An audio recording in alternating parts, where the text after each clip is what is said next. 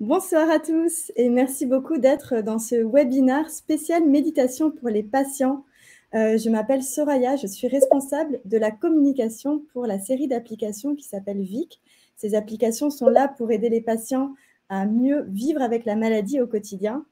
Et aujourd'hui, je suis particulièrement contente de ce thème parce que c'est un thème qui est important pour tous les patients aujourd'hui, que vous viviez avec une maladie chronique ou avec un cancer, on le sait aujourd'hui. Ce qui est important, c'est de trouver un traitement adapté, bien sûr, à la maladie.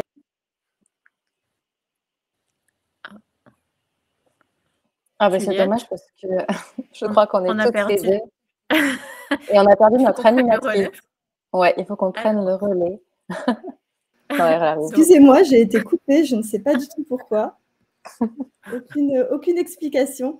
Donc, je m'excuse. Et du coup, j'étais en train de dire, ce qui est important aussi, c'est bien sûr de trouver un traitement adapté, mais aussi de trouver une hygiène de vie qui est adaptée à la vie avec la maladie. Donc, l'hygiène de vie, ça peut bien sûr, par exemple, avoir un sommeil adapté, avoir une alimentation équilibrée et aussi la gestion du stress. La gestion du stress, on le sait, elle est très importante quand on vit avec une maladie. Et parfois, ça peut être très, très difficile. Dans certains cas, voilà, même le stress et les émotions négatives peuvent provoquer même des symptômes, des crises dans certaines maladies chroniques. Alors, la question, c'est vraiment, mais comment est-ce qu'on fait pour réussir à gérer les émotions négatives et gérer le stress? Ben voilà, il y a eu beaucoup d'études qui commencent vraiment à montrer que la méditation peut être une solution adaptée aux patients. Et c'est justement l'objet de ce webinaire aujourd'hui.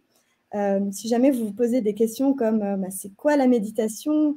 Comment est-ce que je peux y accéder? J'ai déjà essayé, mais ce n'est pas pour moi, j'arrive pas à être dans l'instant présent, etc. etc. Eh ben, ce webinaire est là pour vous. Et du coup, je suis ravie d'accueillir deux invités qui seront là pour répondre à vos questions. Juliette Blanche. Juliette Blanche, je vous laisse vous présenter. Oui, bonsoir à toutes et à tous. Merci Soraya pour cette belle invitation. Je suis formatrice en méditation de pleine conscience. Je suis aussi instructrice du programme MBSR, qui est un programme de réduction du stress par la pleine conscience. J'ai créé des programmes notamment pour Petit Bambou et pour d'autres applications, pour des objets déconnectés également. Je vais continuer. Et j'ai rencontré la méditation à l'hôpital où je suis suivie pour une maladie chronique il y a une dizaine d'années.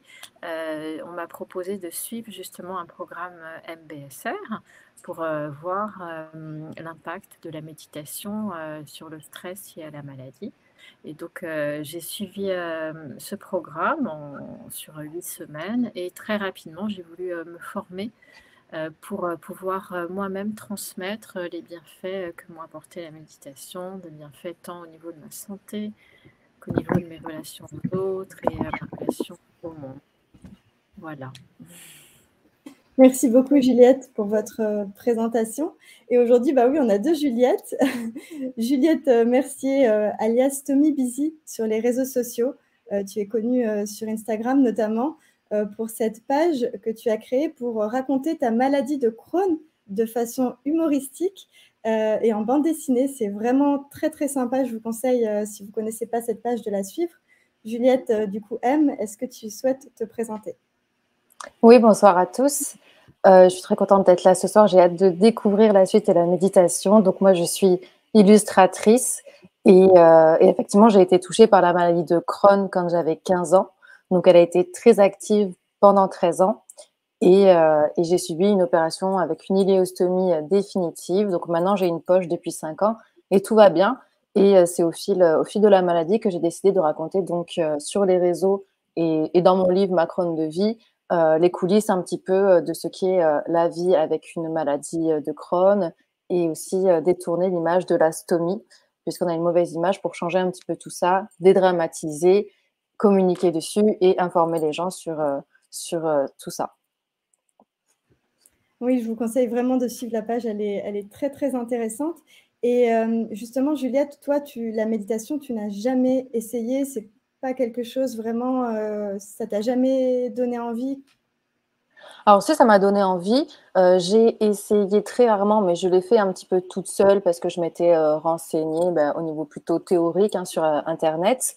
Et c'est vrai que j'avais du mal à m'investir vraiment là-dedans. Je faisais d'autres choses à côté, donc je ne m'étais pas pleinement plongée dans la méditation, bien que je pense que ce soit bien sûr intéressant pour gérer le stress, les émotions et un bon accompagnement avec la maladie, effectivement. D'accord, ben, on va tester ce soir. Je voudrais juste revenir un petit peu à la méditation, parce qu'on entend vraiment ce terme beaucoup aujourd'hui. On entend méditer, méditer, méditer, c'est important.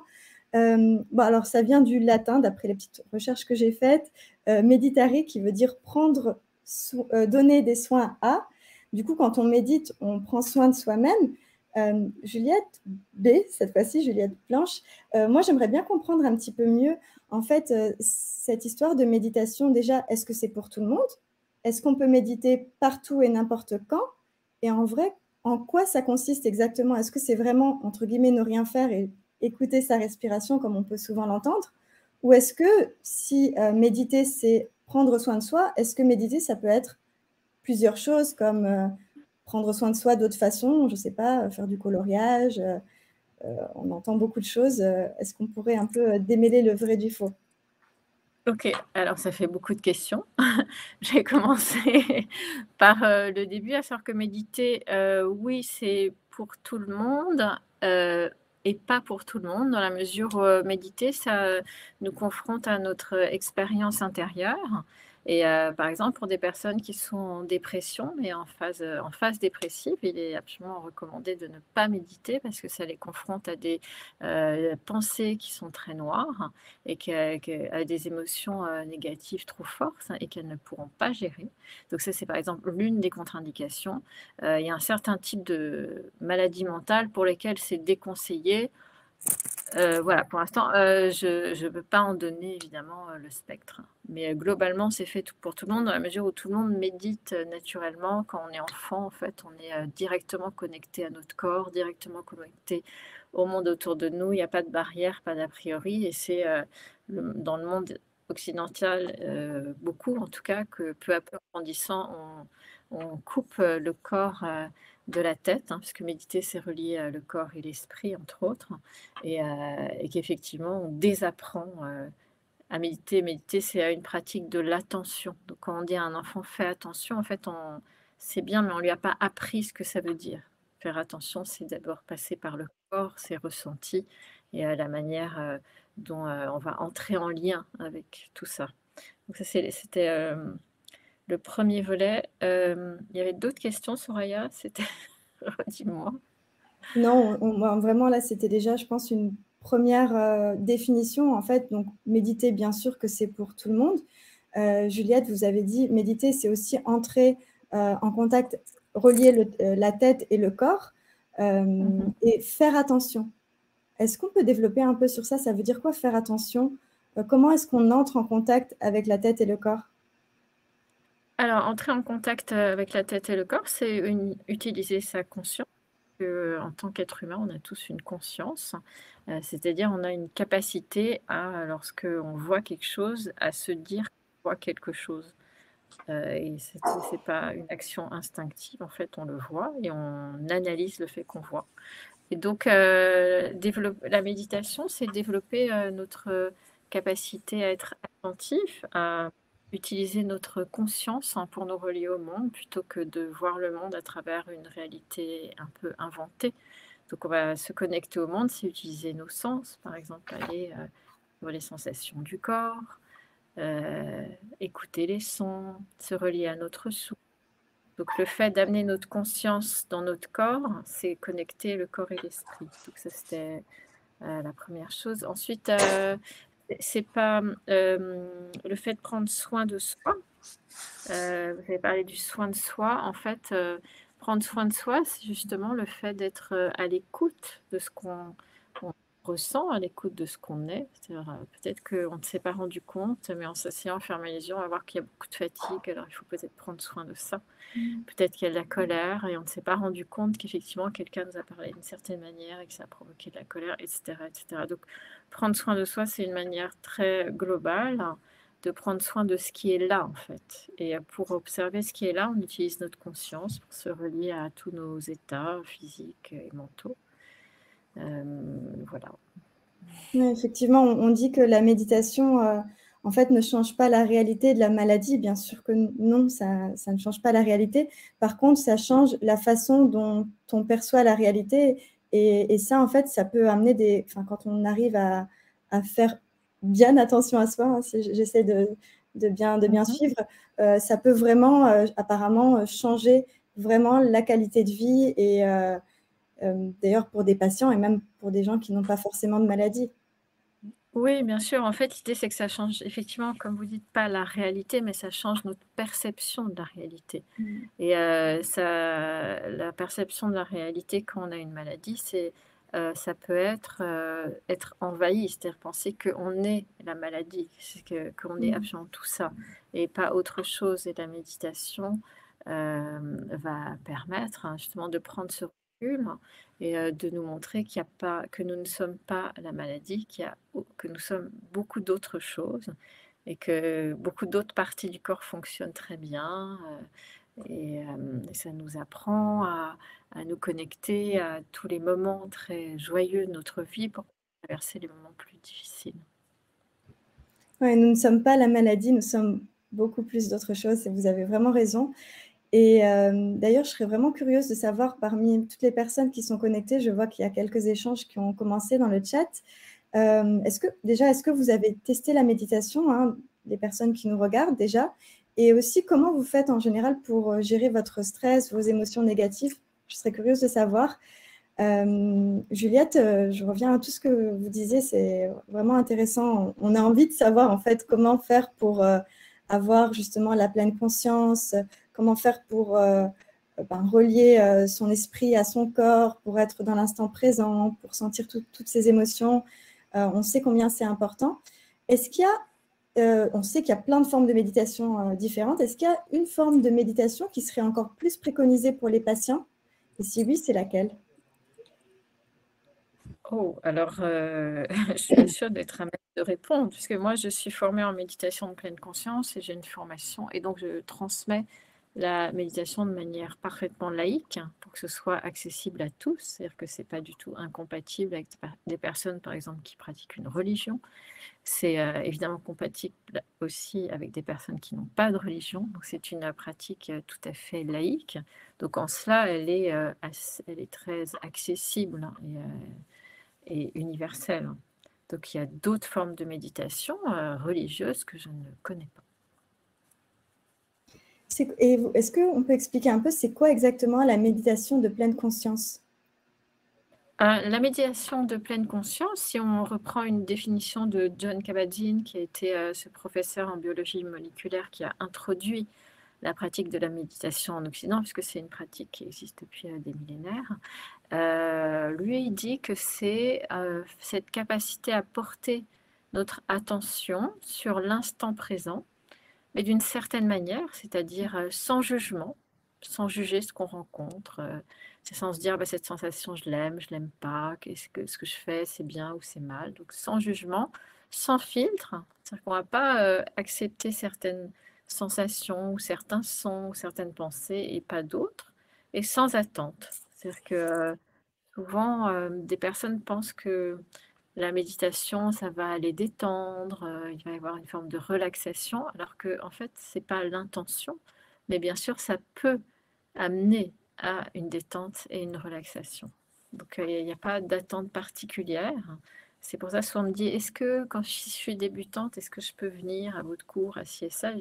En fait, on est tous débutants, puisqu'on ne sait pas quand on s'assoit sur notre coussin ou sur notre banc ou sur notre chaise, qu'est-ce qui va arriver, qu'est-ce qu'on va observer dans notre intériorité. Oui, c'est vraiment, entre guillemets, un peu la capacité de s'observer soi-même, en fait. Se dire, ben là, j'arrive à voir que je suis en train de penser à ça. Et en fait, arriver à s'observer et se dire, là, j'ai conscience que je pense ça et que je ne suis pas ça. C'est pas parce que je pense, par exemple, que je ne suis pas assez que c'est le cas. Juste cette idée, dans certaines pathologies, encore une fois, selon les petites recherches que j'ai menées, peut justement vraiment apaiser et du coup diminuer le stress. Mais ça a l'air tellement dur d'arriver à s'observer, en fait. Comment on peut s'observer? En fait, on est dans la pratique formelle, c'est la pratique que je vous proposerai tout à l'heure. On n'est pas dans l'observation de ce qu'on pense, on est dans l'observation, par exemple, du souffle ou des sons, etc. Et effectivement, quand il y a des pensées qui viennent, on essaie de ne pas les repousser, pas s'y accrocher, mais de les laisser passer. Et c'est de cette pratique formelle que l'on fait tous les jours un petit peu, que va émerger ce qu'on appelle toute la pratique informelle. C'est-à-dire que tout au long de votre journée, vous allez effectivement pouvoir vous rendre compte que tiens, oh là, je suis partie dans cette pensée en train de me dire que de toute façon, je suis trop nulle ou j'en peux plus de ces rendez-vous à l'hôpital ou ci ou ça. Et de me dire, ok, en fait, toute cette rumination, toute cette anxiété, ça sert à quoi à part me mettre dans un état difficile, me faire ressentir des émotions négatives. Donc, hop, j'arrive à observer ce train de pensée qui finalement crée des émotions douloureuses. Et je vais passer à autre chose, je vais revenir à mon souffle, par exemple, et je vais reprendre mon activité. Donc en fait, c'est vraiment la pratique formelle, quotidienne, qui va faire que pendant la journée, on va pouvoir mettre en place ce que l'entraînement de notre capacité d'attention. Merci beaucoup pour la réponse et je vois qu'il y a pas mal effectivement d'échanges dans le chat. Juliette M, du coup, de ton côté, jusqu'à présent, tu vis avec une maladie de Crohn, donc voilà, c'est une maladie, comme beaucoup de maladies, assez compliquée à vivre au quotidien.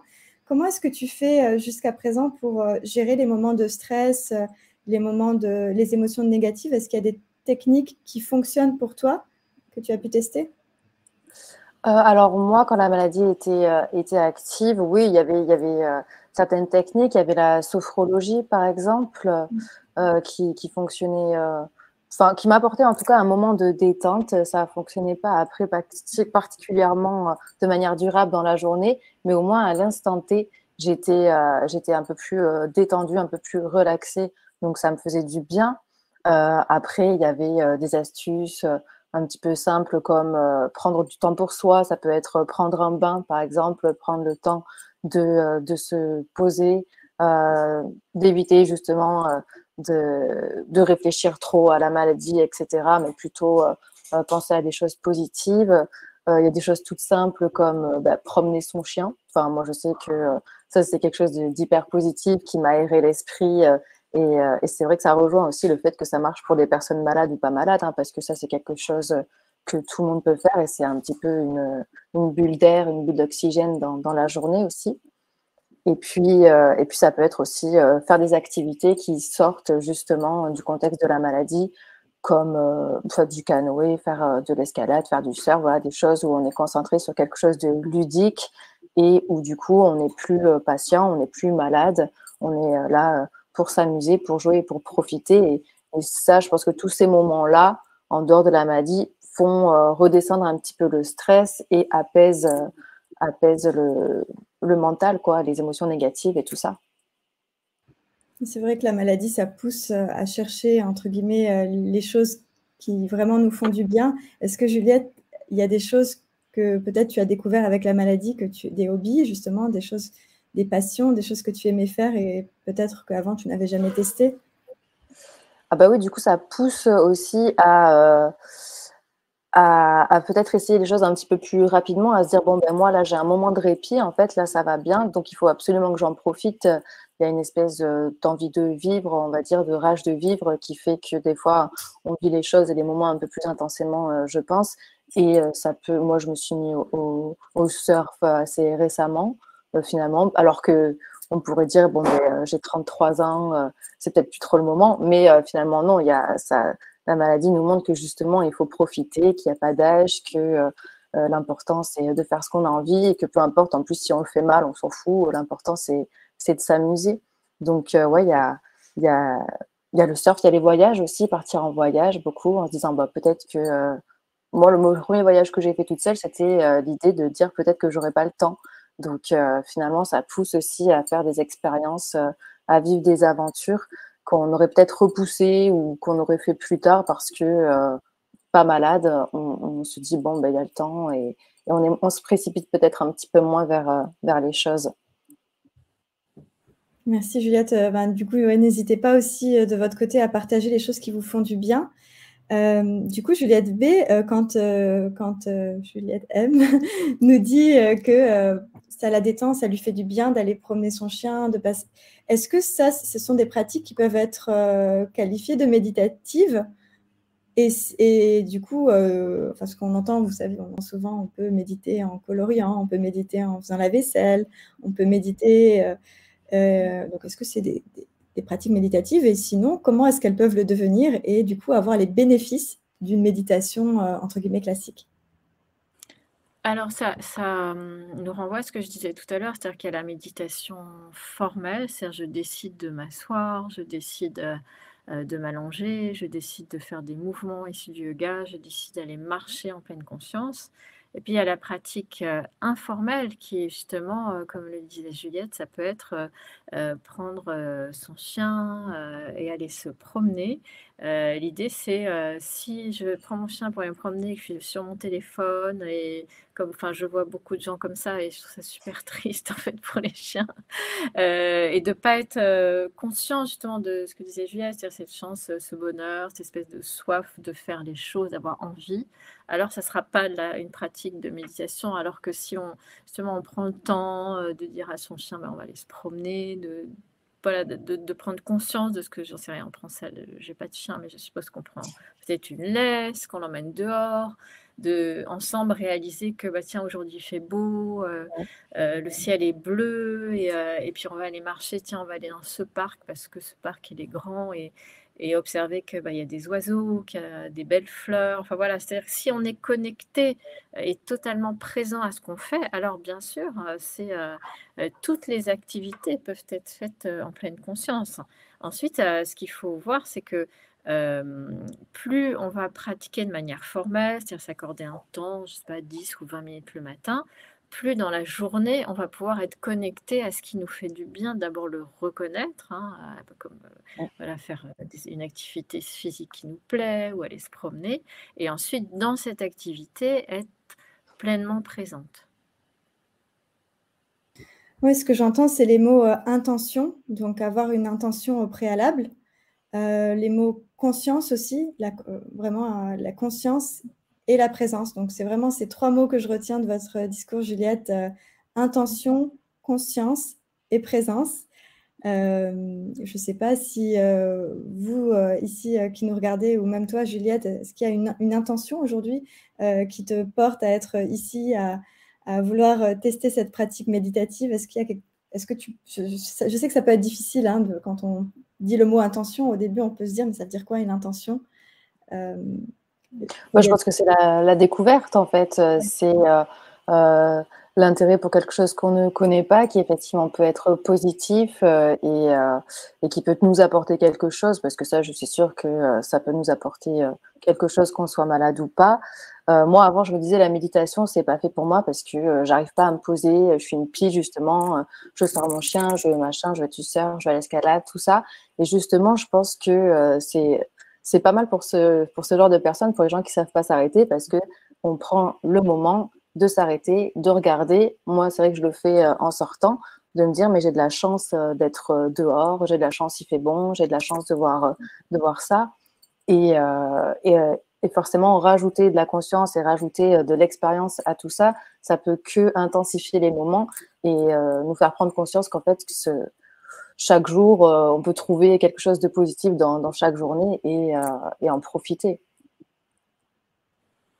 Juliette Blanche, est-ce que Peut-être vous avez une intention? un petit mot, c'est que oui, pardon, sur l'intention, c'est fondamental en méditation. C'est-à-dire quand on s'assoit, on pose une intention en général, même si on ne le fait pas à chaque fois, c'est qu'est-ce qui fait que je suis là?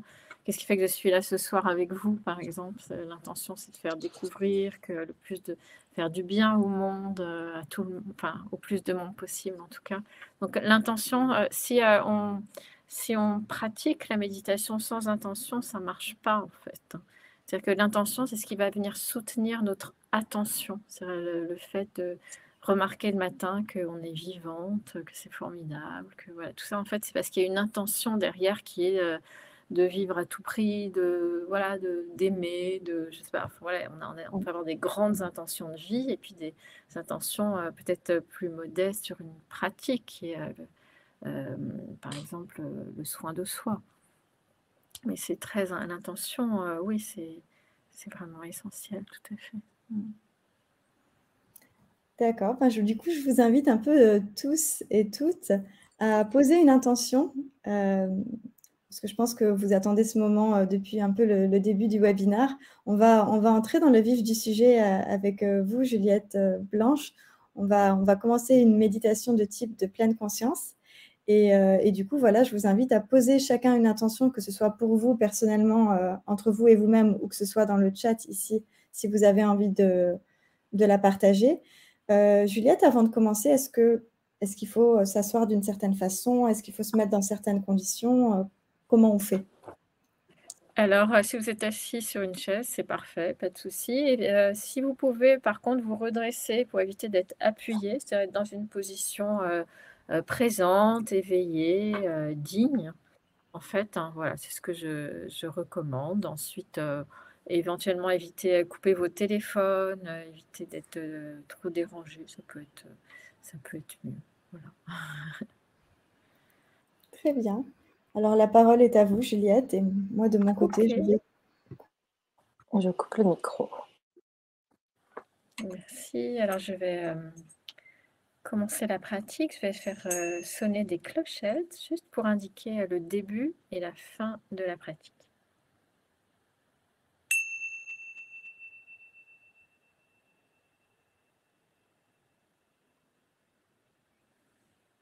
Alors je vous invite, toutes et tous à fermer, vos yeux, c'est-à-dire à fermer, les yeux qui sont, souvent tournés vers, l'extérieur et à ouvrir les yeux de l'intérieur, à vous tourner ainsi vers votre intériorité et à, observer, ce qui est là pour vous. On va faire, d'abord un petit sas avant de plonger plus profondément dans la pratique et simplement, aller à la rencontre, hein, de ce qui est là pour vous ce soir, lorsque vous fermez les yeux, assis, ici. Est-ce qu'il y a, par exemple, des sensations que, vous n'auriez pas remarquées, qui n'étaient pas là quelques secondes ou quelques minutes auparavant? Des sensations dans le corps?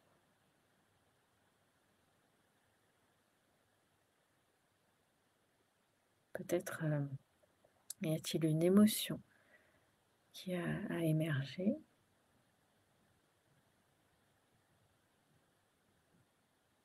Est-ce qu'il y a des pensées? Essayez de voir, d'observer, de ressentir ce qui est là pour vous. En quelques mots, comment vous sentez-vous? On peut parfois mettre un mot, une image ou même une couleur sur, cette question: «Comment je me sens?»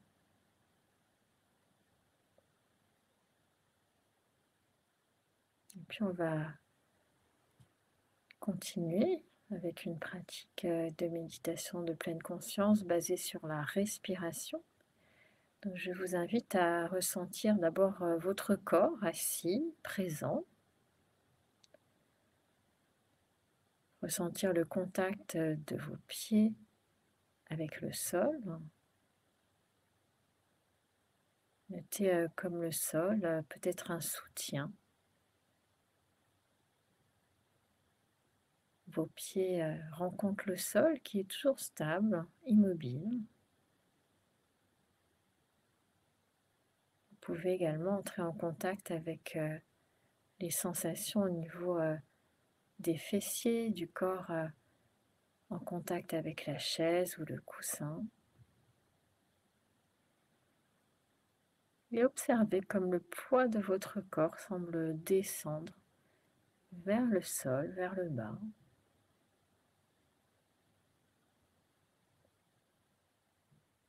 Et vous allez ensuite remonter le long de votre colonne vertébrale en partant du coccyx, remonter tout le long de votre colonne, ressentir votre dos qui est droit, sans être raide. Vos épaules sont complètement relâchées de part et d'autre de votre cou. Les bras, les mains sont souples. Vous pouvez soit poser vos mains sur vos cuisses, les croiser comme vous en avez envie. Et l'avant de votre buste est ouvert à l'écoute. Votre cœur est tendre. Et vous pouvez prendre conscience également de votre tête, doucement posée sur le cou. Et je vous invite à pencher légèrement le menton vers l'avant et ressentir l'étirement à l'arrière de la nuque jusqu'en haut de la couronne de la tête. Ressentez cet étirement qui reflète la verticalité de votre buste, la manière dont votre buste s'érige en direction du plafond et du ciel. Et ressentez à nouveau la base du corps, solide, ancrée, enracinée dans le sol, le coussin, la chaise, et la verticalité de votre buste. Dans la posture assise, je vous invite à présent à tourner votre attention vers votre respiration, c'est-à-dire à suivre les mouvements de votre inspiration et de votre expiration.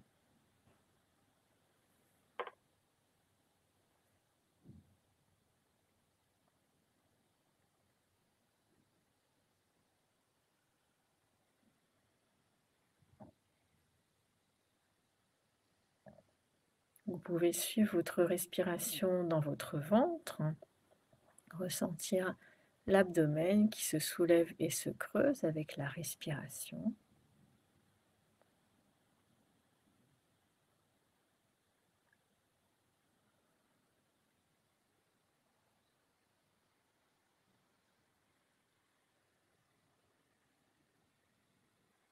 Vous pouvez suivre également votre respiration au niveau de la poitrine, ressentir l'air qui entre et qui sort de vos poumons.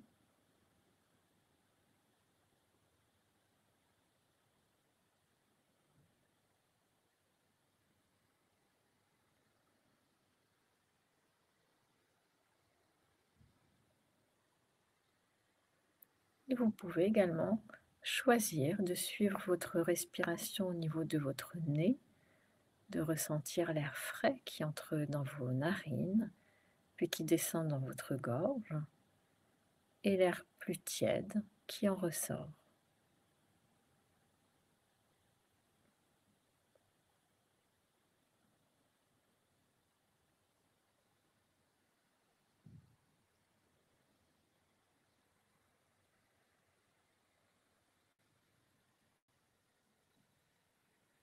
Suivez votre respiration à l'endroit qui vous paraît le plus judicieux pour vous ce soir.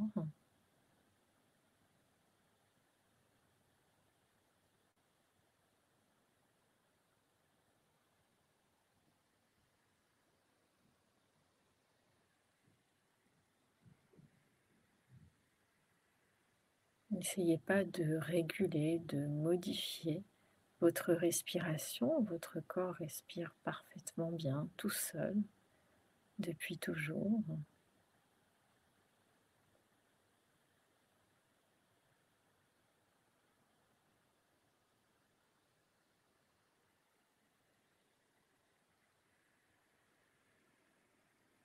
Et puis à un moment, vous allez certainement vous rendre compte que votre esprit est parti vagabonder, que votre attention s'est éloignée de votre respiration, peut-être dans des pensées, mais ne vous le reprochez pas, c'est tout à fait normal. C'est comme cela que tous les esprits fonctionnent. Simplement notez-le, notez ce moment. Votre esprit a vagabondé et avec douceur et bienveillance, ramenez l'attention à votre respiration. Et c'est ainsi dans ces allers-retours entre vos pensées et votre souffle que vous pratiquez la méditation de pleine conscience.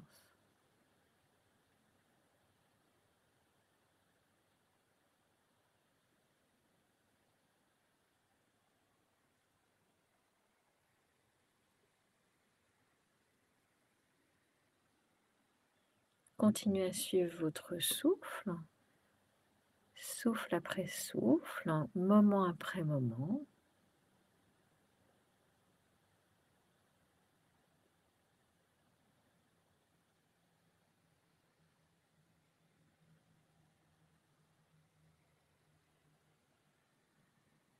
Permettez ainsi à la respiration d'ancrer votre attention dans l'instant présent.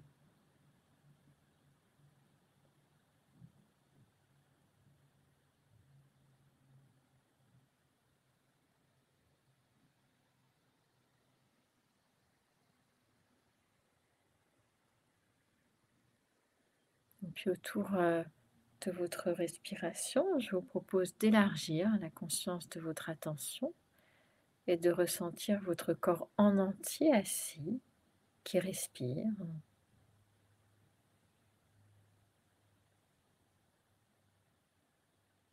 Prendre conscience que tout votre corps respire de la tête aux pieds.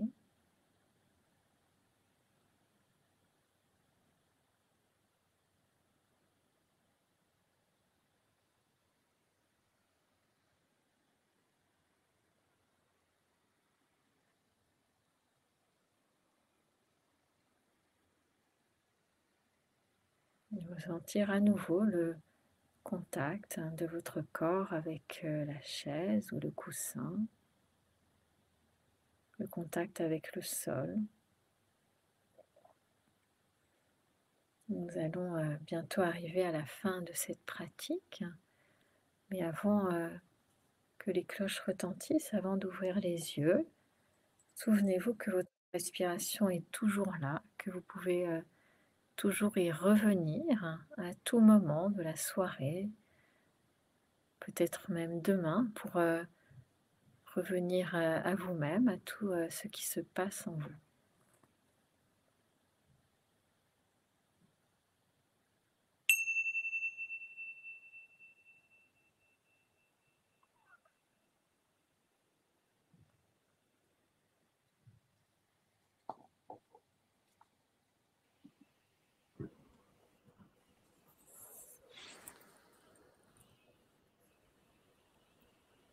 Merci Juliette. Avec plaisir, Soraya. Alors, comment on se sent là pour ceux qui ont testé, que ce soit dans le chat ou toi, Juliette, M, du coup On se sent bien, puis on a envie de réessayer parce qu'en fait, je crois que c'est un entraînement. On peut pas, je sais pas, moi, je me sens pas capable de le faire tout de suite maintenant. Je me dis, en fait, c'est comme tu dis, peut-être dans la soirée, je vais y repenser et je vais refaire pendant 2 minutes et puis demain, et etc. Et avec le temps vient l'habitude et on y arrive parce que c'est vrai que pendant la méditation, et c'est drôle parce que juste avant que tu dises que l'esprit fonctionne de manière à ce qu'on déconnecte à un moment, ben justement, moi j'avais des chansons dans la tête et je me disais, mais j'ai un problème de concentration. Et alors je revenais, mais en me culpabilisant un peu, en disant, mais c'est pas bien, allez. Et puis après, je reviens, je repars. Et c'est vrai que c'est exactement ce que tu disais, c'est l'esprit qui fonctionne comme ça et il faut recentrer. Et je pense qu'il faut de l'entraînement, il faut une habitude, c'est comme un sport en fait. Oui, Un sport de l'esprit. Je peux rebondir, Soraya. Oui, bien Merci sûr. Juliette pour ce partage. Tu offres tout sur un plateau. Donc, parce qu'effectivement, c'est un entraînement et on l'a mesuré avec des IRM. Il y a beaucoup d'études scientifiques là-dessus. On sait qu'au bout de 2 mois de pratique méditative, le cerveau change. On a notamment le cortex préfrontal. Enfin, je ne vais pas aller trop loin dans les détails, mais notamment cette zone qui est liée à l'attention qui se développe. On a la zone de l'amygdalia, toutes les émotions négatives et douloureuses qui diminuent. Donc, on a un ressenti moins important de la douleur. Donc, ça, c'est vraiment extrêmement important de voir que quand on est assis, effectivement, il se passe des choses dans notre cerveau et que c'est cet entraînement de tous les jours qui va faire qu'il se passe chaque fois un peu plus. Et comme un sport, effectivement, tous les jours, on muscle ce muscle de l'attention qui est ici à l'avant du cerveau. Et voilà, donc je rebondis là-dessus.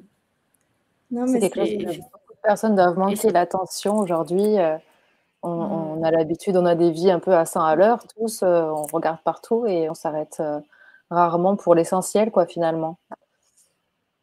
oui, Alors, effectivement, oui, ce que tu disais aussi, c'est l'attitude. Avec quelle attitude on va pratiquer? Tu disais, ah ben, pourquoi je sais plus ce que tu as dit, mais pourquoi je suis oui, dans que je mes me pensées, c'est culpabiliser, n'importe ouais. quoi, voilà.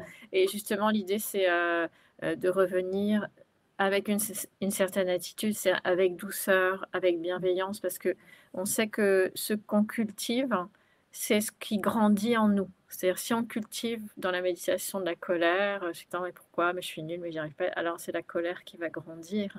Mais si effectivement on cultive cette attitude de douceur, de non-jugement, comme tu dis, bah, effectivement, là, c'est ça qui va grandir. Ouais, finalement, il faut accepter ses émotions et c'est aussi d'ailleurs ce qui va nous entraîner peut-être dans la maladie. Souvent, on s'interdit de râler, on s'interdit d'être triste, de pas être bien, de souffrir, de rien faire à la maison. C'est quelque chose. Enfin, moi, je sais on culpabilise beaucoup par rapport à ça et finalement, c'est un petit peu le même principe, quoi. C'est de la bienveillance envers soi-même et un regard un peu plus doux. Je comprends mieux beaucoup de choses en peu de temps. Oui, effectivement, comme tu dis, quand une émotion se présente, c'est vrai quand c'est de la joie, ben, on est content et cetera, c'est super, on sent la poitrine qui s'ouvre, enfin, il y a des tas de choses qui se passent. Puis quand c'est de la tristesse, bah, parfois on préfère, mettre dans un placard et fermer la porte, sauf que ce qu'on a remarqué, c'est que plus on met dans le placard, plus, d'un coup, boum, ça explose parce qu'on n'a pas appris à réguler ça. Et donc, l'idée, hein, c'est de la même manière que, on va observer les pensées qui passent, hop, et ben, on va observer l'émotion, c'est-à-dire aller dedans plutôt que l'éviter et voir que bah, ça nous fait, par exemple, la tristesse, ça nous fait quelque chose ici auprès du cœur, peut-être que ça provoque physiquement des larmes, enfin, il y a des tas de choses qui se passent dans notre corps et on va se mettre en capacité de l'accepter. Alors, accepter, ça ne veut pas dire trouver ça agréable, mais ça veut dire que se dire, bah, de toute façon, c'est là, donc je vais essayer d'en faire quelque chose. Sachant qu'on peut pas, on n'est pas toujours en capacité de le faire. C'est-à-dire qu'il faut, parfois on va préférer aller boire un verre avec des amis et se distraire. On va prendre enfin, regarder seul un film qui nous fait rire. Et puis parfois on va se dire, ok, là c'est le moment, j'ai envie de partager, soit j'ai envie d'être avec ma propre tristesse et ça passe. Et je le ressens dans mon corps, parce que c'est important, les émotions, elles sont figées dans notre corps, hein. Pour ça, le pouvoir de l'esprit est très important, hein, puisque la tristesse, la douleur, tout ça est dans notre corps. Et donc, pouvoir ainsi observer soit seul, soit effectivement trouver une personne qui a quand même une certaine empathie pour pouvoir échanger sur une émotion douloureuse liée à notre maladie ou à autre chose. C'est hyper Et alors, intéressant. moi, j'ai plein de questions du coup. Je voulais demander, est-ce qu'à un moment, on arrive à mieux lire ses émotions et à plus être face à soi-même? Parce que moi, par exemple, ce qui revient souvent dans mon manque de concentration, c'est que j'entends de la musique en fait dans ma tête. Donc, c'est même pas une émotion particulièrement triste ou bonne par rapport à un événement. C'est de la musique. C'est un peu comme Homer Simpson qui a un petit singe qui fait des cymbales dans sa tête. C'est vraiment du rien. Et je me demande, est-ce qu'à un moment, on se retrouve de plus en plus face à soi-même et face à ce qui nous dérange et ce qui nous arrange aussi. Alors, comme tu dis, on se retrouve de plus en plus face à soi-même, face à tout. Et effectivement, à voir quelle est la part des choses en nous. Et en général, plus on pratique et plus effectivement on accumule d'expériences positives, et plus on va retrouver de choses positives en nous. Et en même temps, il y aura toujours des choses négatives. Les gens disent, bon, j'espère que vous allez éradiquer mon stress. Ben, en fait, non. Vous allez toujours avoir du stress, sauf que vous allez traverser ça autrement, avec peut-être plus de légèreté. Et si effectivement, toi, là, tu as des petites musiques qui te viennent et des choses comme ça, comment tu te relis à ça? L'idée, c'est est-ce que tu vas lutter, est-ce que ça va t'agacer, ou est-ce qu'au contraire, tu vas dire que finalement, ça fait partie de toi? C'est, D'accord. Ah oui, je crois que ça fait partie ouais, de moi. et c'est ce que tu es, et c'est voilà. Oui, il ne faut pas lutter en fait contre ça, quoi. Ça vient. C'est-à-dire que plus on lutte, plus les choses augmentent en général. Et par contre, plus on accepte, plus il y a ce qu'on appelle un phénomène de diffusion. C'est-à-dire que les choses vont reprendre la place qu'elles doivent avoir. Bon, par exemple, pour être sur quelque chose d'assez simple, si je sais pas, on se blesse ou je ne parle pas de douleur chronique forte, hein, je parle de douleur ordinaire, on se blesse à la main, mais c'est quelque chose qui revient, qui nous lance. Alors, on peut choisir que ça prend toute la place et j'en ai marre et j'ai mal. En fait, ce qui se passe, c'est qu'il y a la douleur qui prend une place, mais il y a surtout la souffrance. Et la souffrance, c'est tout ce train de pensée qui nous dit que justement, que j'en ai assez, que machin, etc. Et prendre conscience de ça, ça va faire que la douleur ou la maladie ou ce qui nous contrarie ou nous fait du mal, en fait, va prendre la place qu'elle doit prendre, c'est-à-dire une petite chose, peut-être un peu plus grosse, mais pas toute la place de notre esprit, de notre mental, de notre corps, hein. Donc c'est un peu comme dire, par exemple, je suis triste. C'est pas la même chose de dire il y a quelque chose en moi qui est triste. En fait, je suis triste, c'est toute la tristesse, je suis la tristesse. Alors que, effectivement, il y a quelque chose en moi qui est triste, parce qu'on verra qu'une heure après, il y aura de la joie. Donc finalement, c'était juste un petit peu en moi. Et de la même manière qu'au début, on a parlé de la maladie, c'est-à-dire je suis malade. Moi, je sais que quand je vais voir mon médecin ou que j'entends des médecins parler des malades, moi, je trouve ça extrême. En fait, ça ne me plaît pas du tout. Moi, je préfère qu'ils parlent de patients parce que je ne suis pas malade. Il y a effectivement quelque chose en moi qui est malade. Et voilà, et je ne suis pas une maladie. Ça, je trouve ça aide beaucoup à prendre ce recul. C'est vraiment c'est super comme témoignage des deux Juliette d'ailleurs. Merci beaucoup. Ce qu'on cultive, c'est ce qui grandit en nous. Moi, c'est vraiment une phrase qui est restée dans ma tête, Juliette. Merci de l'avoir évoquée. Et en fait, quand on a terminé la méditation, on a vu dans le chat beaucoup de personnes qui nous disaient merci, je me sens détendue, détendue, détendue. Et on a aussi des personnes qui se sont senties fatiguées. Et c'est vrai que moi, ça m'a frappée aussi quand, au début de la méditation, vous avez posé la question toute simple, comment est-ce que vous vous sentez? Et tiens, oui, j'avais pas réalisé que je me sentais fatiguée, que j'avais mal ici, etc.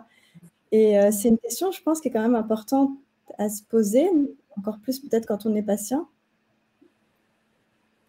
Alors, c'est une question qu'on peut se poser régulièrement, je pense qu'on soit patient ou pas.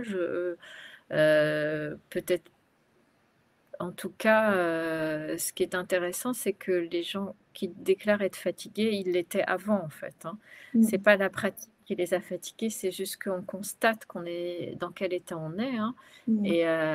Et on sait qu'on dort pas assez de toute façon, que les écrans sont des choses très fatigantes sur lesquelles on est obligé de beaucoup travailler, que le fait d'être tout le temps connecté, en fait, ça nous déconnecte de nous-mêmes, donc ça, c'est extrêmement fatigant aussi. Voilà. Oui, c'est non, mais oui, En fait, c'est on s'écoute pas. c'est ça, c'est hyper intéressant justement grâce à la méditation, d'apprendre à s'écouter, savoir comment on va. Et Juliette, aussi, vous disiez, ça sert à rien de fuir les émotions négatives, hein, elles vont venir encore plus fortes. Donc, en tout cas, merci à toutes les deux énormément c'était vraiment très, très riche. C'est pas fini, c'est juste que je voudrais avoir le temps de prendre quelques questions. On nous a posé pas mal de questions dans le chat et je tiens vraiment à vous remercier pour tous ces échanges et toutes les questions. Je vous rassure, hein, même si le webinaire ici va durer 1 heure, en tout cas, toutes les questions, on y prendra vraiment, on les traitera avec beaucoup d'attention, justement, que ce soit pour les traiter à travers l'application Vic ou à travers notre partenaire, justement, Petit Bambou, qui est avec nous et qui nous a aidés sur cet événement. Et d'ailleurs, restez bien jusqu'à la fin du webinaire parce qu'on a une jolie annonce à faire à la fin. Donc, c'est parti pour les questions. On a plusieurs questions. Déjà, on nous a demandé la différence entre la méditation, la sophrologie, et aussi, est-ce qu'on peut dire que la MPC, je ne sais pas trop ce que c'est, est un mixte entre la sophro? Méditation de pleine conscience, je pense. Voilà, okay. pense fait, que la méditation de pleine conscience et la sophrologie, c'est très différent, sauf qu'on peut utiliser des outils similaires, comme par exemple le body scan, le scanner corporel, c'est-à-dire amener son attention dans toutes les parties de son corps avec sa conscience. La porte d'entrée de la sophrologie, c'est la relaxation, c'est-à-dire qu'on va utiliser des visualisations beaucoup pour arriver à un état de relaxation et pour pouvoir l'utiliser. La méditation de pleine conscience, l'intention n'est pas la relaxation, même si ça peut, comme je disais tout à l'heure, apporter de la relaxation. L'intention, c'est vraiment de cultiver une qualité de présence, d'augmenter notre niveau de conscience pour avoir une présence plus attentive, une présence accrue à ce qu'on ressent, à la manière dont on entre en lien avec les autres et la manière dont on entre en lien avec le monde. Voilà, donc c'est vraiment très différent, même si, encore une fois, on peut utiliser des pratiques similaires.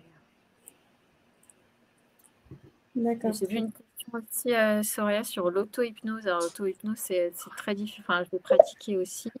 C'est encore autre chose, sauf que de la même manière qu'avec la sophrologie, on utilise une visualisation pour se mettre en auto-hypnose, pour ressentir moins une douleur, par exemple. Et en méditation, on n'utilise pas du tout de visualisation, puisqu'on est vraiment dans le corps tel qu'il est. On va utiliser par contre des métaphores, comme la métaphore de la montagne, pour ressentir l'ancrage, le fait qu'on peut être, nous aussi, quel que soit le climat dans la montagne, on peut rester assis, ancré face aux événements de la vie. Voilà. Très bien. Et il y avait aussi une autre question. Justement, est-ce qu'il y a un moment privilégié dans la journée pour pratiquer ou c'est en fonction de chacun? Alors, je vais parler en mon expérience personnelle et celle de pas mal d'instructeurs, c'est que nous, on recommande vraiment de pratiquer le matin. Parce qu'en fait, le matin, c'est souvent ce moment où on va tout de suite partir dans notre to-do list et il faut faire ça. Et parfois, on se réveille avec une sorte d'anxiété déjà là au niveau de la poitrine, ou en train de se dire tout ce qu'il faut faire et je ne vais pas y arriver, etc. Donc, s'asseoir et pratiquer un petit peu le matin, ça peut, en général, ça change vraiment la journée. Ensuite, il y a des personnes qui certainement préfèrent ou ne peuvent pas faire ça le matin, donc peuvent faire ça le soir ou à l'heure du déjeuner. D'accord. Et est-ce qu'il faut pratiquer tous les jours ou est-ce que si on pratique par exemple une fois par semaine, on progressera moins vite peut-être, mais ça a quand même un bénéfice? Alors, tout a un bénéfice, Juliette, mais effectivement, la pratique quotidienne ou au moins, voilà, c'est mieux.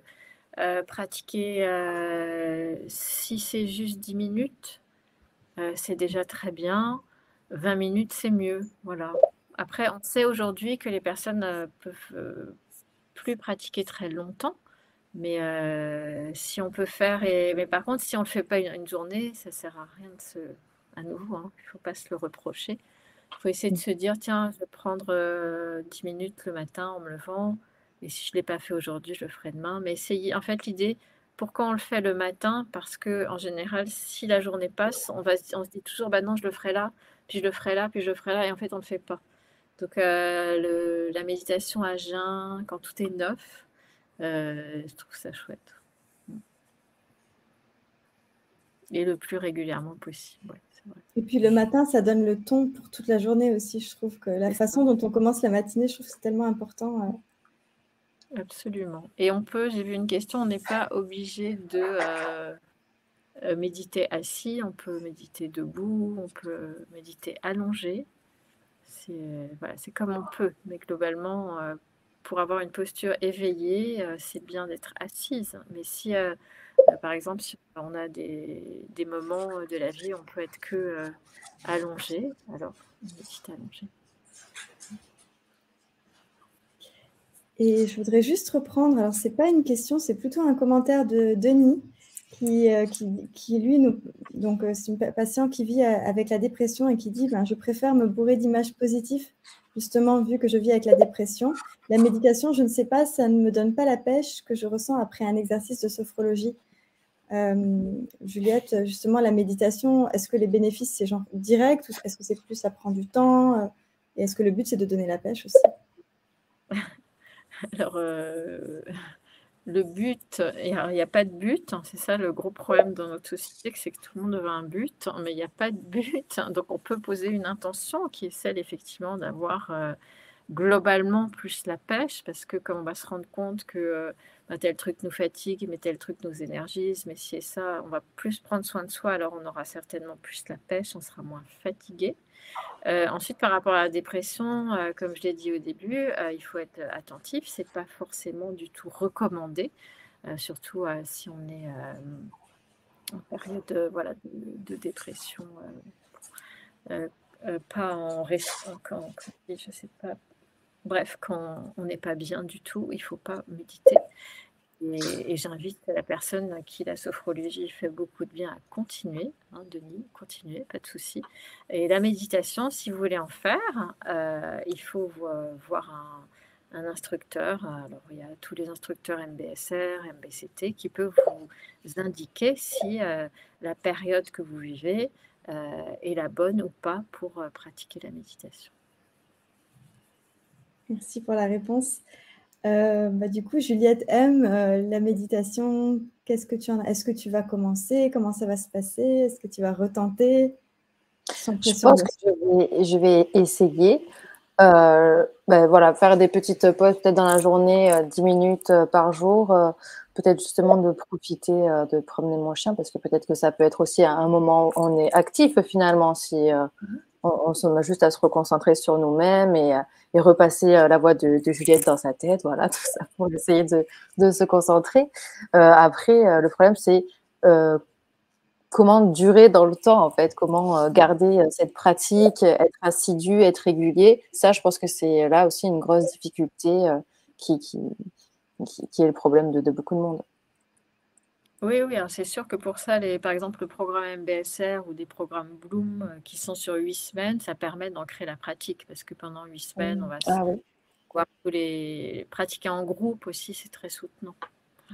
Oui, et puis c'est vrai que en fait, c'est ce que tu dis, c'est qu'il nous faut un objectif, quoi, parce que 8 semaines, comme ça, je me dis, il y a un objectif, il y a un but, ça me paraît déjà moins théorique. Je comprends. Ouais. Alors, la bonne nouvelle, voilà, la bonne nouvelle, c'est que si vous souhaitez justement intégrer la méditation à votre routine bien-être, puisque méditer, c'est prendre soin de soi, si vraiment vous souhaitez essayer de méditer de façon quotidienne, donc le nouveau partenariat qu'on vient de réaliser avec justement Petit Bambou, très bonne nouvelle parce que grâce à Petit Bambou, vous allez désormais pouvoir bénéficier de séances de méditation gratuites dans votre application Vic. Spécial patient, donc voilà, je vous invite, si vous n'avez pas testé, à tester ce module sur notre application. On va vous mettre le lien de téléchargement ici dans le chat. Et puis, n'hésitez pas, justement, si vous ne l'avez pas encore fait, à télécharger l'application Vic qui correspond à votre maladie. Et bien entendu aussi à tester les méditations de Petit Bambou. D'ailleurs, je viens de voir dans le chat que Marine, notre partenaire de Petit Bambou, vous a gentiment partagé un e-book pour ancrer cette pratique méditative. Alors, je vous invite vraiment à le télécharger, à le lire attentivement, parce que je suis certaine que c'est plein de bons conseils et que ça va être très riche si vous souhaitez débuter la méditation. Voilà, donc encore une fois, je voulais vous remercier à tous pour votre présence. Merci à mes deux Juliettes de ce soir. S'il fallait juste conclure avec un mot ou une phrase, le mot de la fin à toutes les deux, ce serait quoi? Bon, tu ne nous avais pas prévenu de cette question. C'était comme ça. Non, mais moi je dirais que c'est une belle découverte. Ça m'a donné vraiment envie d'essayer parce que je trouve que c'est plus accessible que ce que je croyais. C'est une longue phrase pour conclure, mais voilà. Merci. Merci, moi je ressens beaucoup de joie d'avoir pu participer avec vous, d'avoir rencontré Juliette, d'avoir vu toutes ces questions et peut-être pouvoir faire en sorte, grâce à Soraya, Petit Bambou, que la méditation puisse grandir et adoucir le monde. Eh ben, merci à tous, je suis vraiment très contente. Merci à tous pour vos commentaires. Merci d'avoir répondu au sondage également. Et du coup, à très bientôt. On vous retrouve sur les applications Vic et Petit Bambou. Au revoir, bonne soirée. Au revoir, merci à tous. Merci beaucoup.